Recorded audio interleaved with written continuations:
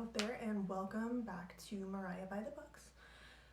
Today I'm going to be doing kind of a follow-up to my last video. So in the last video, I was talking about the book Essentialism and essentially why I didn't love it, and some of the issues I had with it and self-help books in general.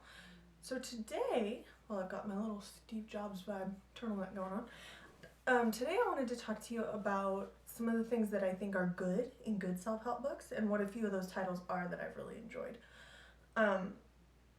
So just to start off with, in general, I find that the self-help books that are more helpful are the ones that are trying to address a very specific issue.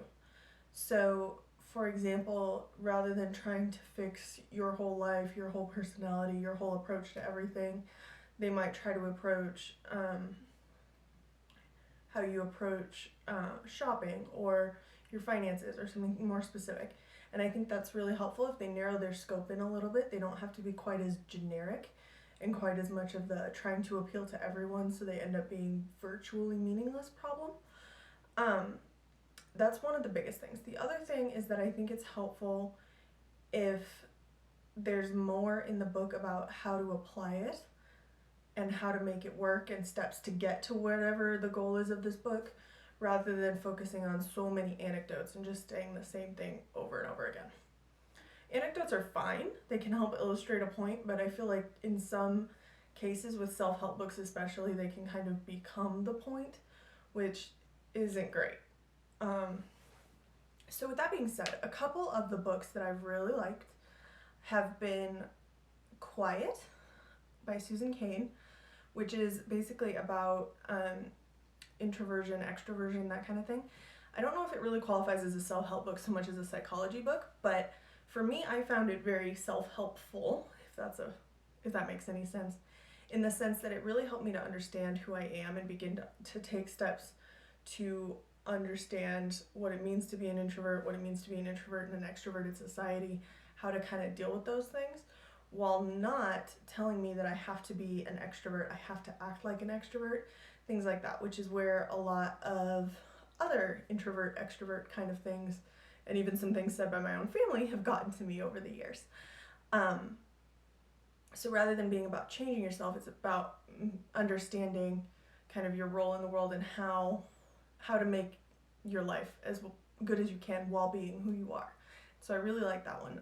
Information on all of these will be down in the description box below as well. Oh, so just to talk on one that I didn't love again. I know I'm trying to keep this a little bit more positive, but there was another book that I read just to kind of contrast it with Quiet by Susan Cain and why I liked that book so much better.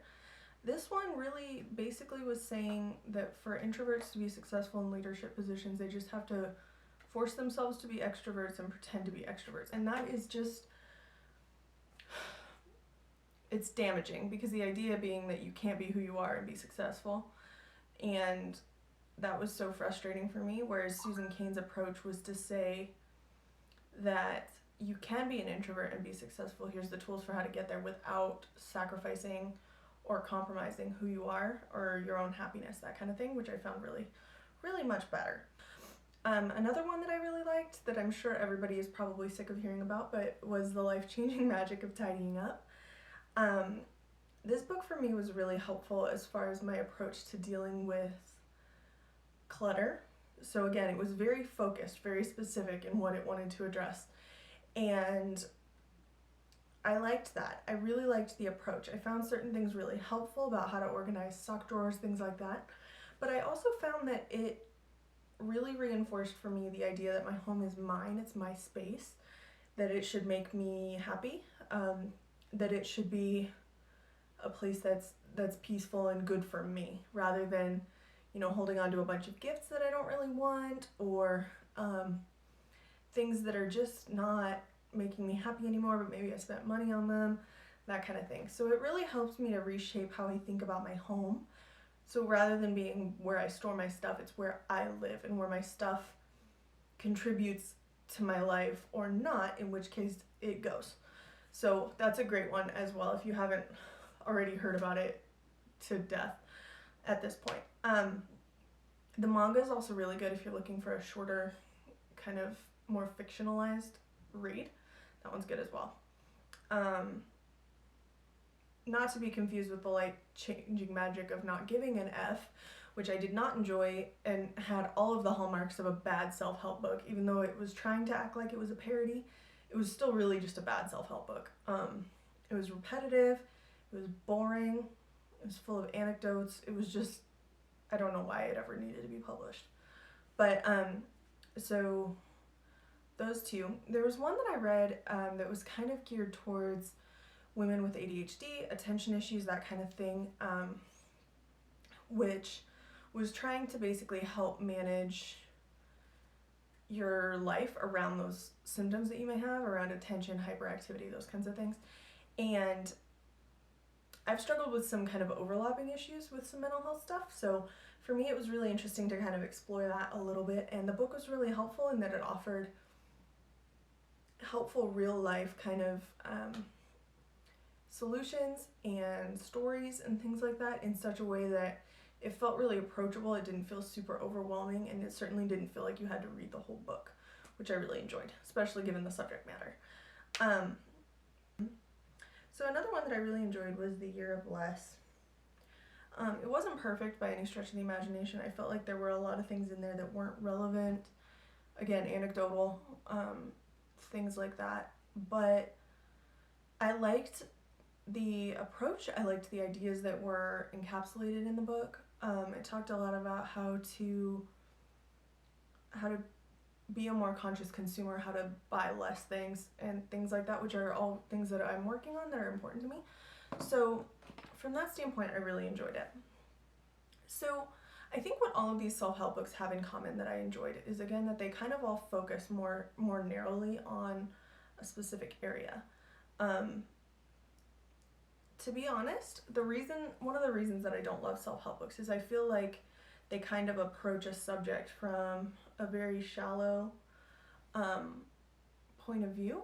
So instead of digging deep into a topic, they kind of just sit on the surface level. They don't dig deep into the psychology of it, or whatever the case may be. And so from that standpoint, for me personally, I would prefer to read books by subject matter experts. So for example, if I'm trying to read something about how to be a more conscious consumer, I might want to read some things from people who have done like years of shopping lists, shopping bans, things like that as well, but I'm also going to want to learn more about environmentalism and the impact of certain industries and things like that, for which I'm going to have to turn to a different kind of material. So I think for me, a lot of the time what I find is that these things are more easily researched, the information is more accessible online. And I know that probably sounds weird coming from a librarian, but a lot of the time, especially if we're looking for current, up-to-date information, it's easier to find that online.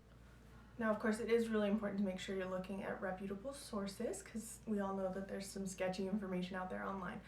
But with that being said, a lot of the time you can find really great stuff. You can find blogs from people who have done something related to what you're interested in. You can find websites from people and organizations that are invested in that area. So oftentimes that can be a really good way to go. But I suggest, if you're really interested in a topic such as this, a self-help book might be a good place to start if you're just kind of interested in exploring it. But from there, I would really recommend branching out into the subject matter experts, or the deeper psychology of it, or something like that, because I feel like that can give you a much broader understanding of the topic. It can end up making a lot more sense for you and how you want to apply that information to your life. Because again, so many of these books are very much surface level, or they are just kind of full of anecdotes that may or may not actually be helpful to you. So even if you find the overall topic helpful, you might want to just dig a little bit deeper and find some other information as well. So again, there's nothing wrong if you enjoy these books at all. I just find that for me, I find other resources typically more helpful if I'm trying to solve a problem in my life, or trying to work on, some particular skill or something like that. I just generally find that there are other resources that are better.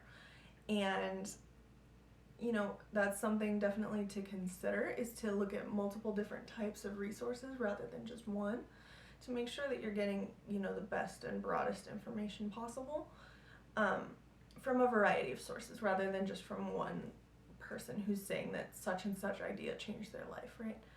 And it's also important to remember too that what's easy and works well for one person may not work at all well for someone else. So if you find that you try things out, you try out the solutions in these books, and you find that it's not helpful, just remember that this was just one person who wrote this. And so it may or may not have helped them, but that doesn't necessarily mean that it's going to be applicable for you. The other thing too that you can do, certainly to make these books more helpful, is to use them as more of a jumping off point to decide how you feel about a topic. So if you find that this is how, you know, for example, Susan Cain would approach this meeting or this situation, well, that's great, but I can't implement that because of whatever reason. It might be worthwhile for you just to take that time to explore that and think about what you would want to do in that type of situation, you know what I mean? So you can still learn something for sure. It's just that I would always recommend taking these things with a little bit of a grain of salt, because what works for one person isn't necessarily going to work for for another person, you know? So keep on enjoying whatever books you enjoy. If there's any really good books in the self-help area that you all really enjoy, please let me know down in the comments below. And if you're interested in seeing more content like this, please subscribe to Mariah by the Books. And if you want to get notified when I post new content, you can go ahead and ring the bell. If you liked this video, please go ahead and give it a thumbs up. And stay tuned, because this weekend or next week, I'm going to be posting my review of Gossamer Mage, and I'm so excited for that book because it's been excellent so far. So with that being said, thank you so much for watching, and I'll catch you in the next one. Bye guys.